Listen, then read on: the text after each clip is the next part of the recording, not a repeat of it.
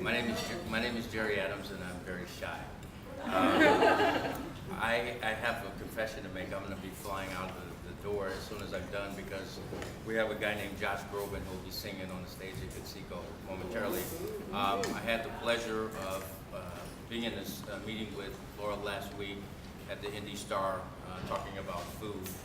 And she sent me an email. We talked about this and she asked me to come, and I said, sure. And she said, I'm a huge fan, and I didn't really know what that meant, and I was afraid to ask. But my story is very simple. The two things that I did not have as a child was food and clothes. I have 9 sisters and brothers, and we grew up in a single-parent home, and we were on food stamps. And I can tell you back in the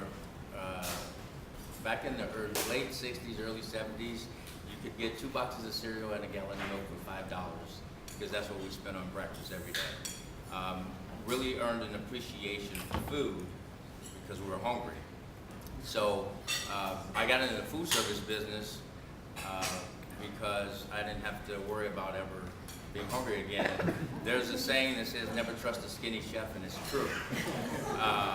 Though I was never a chef, I spend my time in the kitchen. Part of my job requires me to taste food all the time. So I've had the fortune of, we moved to Indianapolis 2005, and I was introduced to Second Helpings, and it was a natural fit for me and synergy. We feed 2,900 hungry people in the Indianapolis community every day.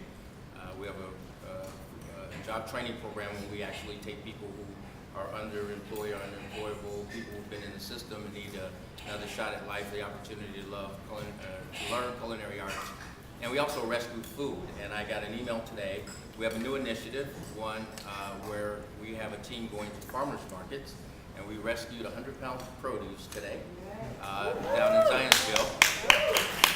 And so that you understand, Gleaners rescues food and they provide to pantries.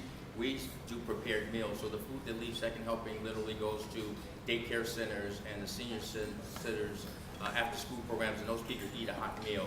So all the produce that we rescue from that farmer's market will be used in dishes that are prepared tomorrow. The great thing about Second Helpings is, as the board chair, we have a tremendous board, and one of the things that I ask is that they be engaged at some level of their own comfort, and I try to get into the kitchen once a month.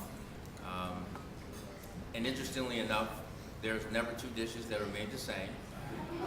We could write recipes, but we'd have to throw them away. I have made spaghetti and meat with pizza sauce and learned that balsamic vinegar cuts the sugar so that you work with what you have. So there's a real appreciation for those folks that depend on those meals every day. We're working in conjunction with the mayor's office and some other entities around the city, Connect 211, Sequoia, Gleaners, Midwest Food Bank, Interfaith Hunger Initiative, to really collaborate on how we can solve the problem of hunger. We can feed people every day. We feed 2,900 people a day, and we can do that for eternity. I'd rather give them a fishing pole and then show them where the pond is, and then show them how to bait the hook so that they can get their own fish. It's a process, but we understand that hunger is a byproduct of poverty, which takes a holistic approach to solve, and it's a secular problem that has to be addressed. But we can feed people, and what we realize is there's 272 agencies in the city of Indianapolis that somehow feed hungry people in some shape, form, and fashion, from us to Gleaners to the 2 nuns that feed Catholics only on Tuesdays from 2 to 4. None of them talk to each other. There is no network to say there's people who go 5 miles out of their way when there's a pantry around the corner. Federal government provides funds to feed kids during the summer, which is great, except they can't use those funds to advertise the fact that they have food. And you have to be 18 or under to eat, and if there's a hungry child, there's a hungry parent, there's a hungry family. So there are a lot of, I have a lot of Jerryisms, and one of them is there's no politics in feeding hungry people. You'd be amazed. I truly take pleasure in what I do every day at Conseco Fieldhouse, because I walk up to a table full of people and they all have their mouths full of food.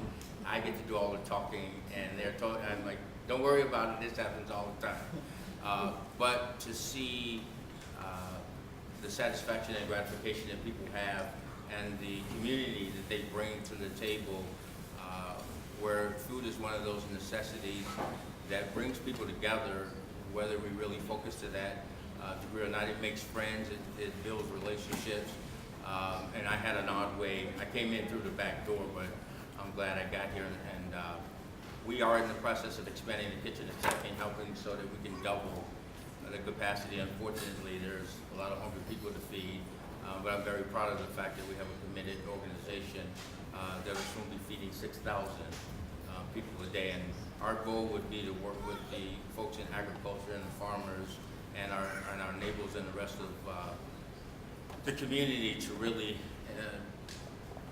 have some kind of significant impact.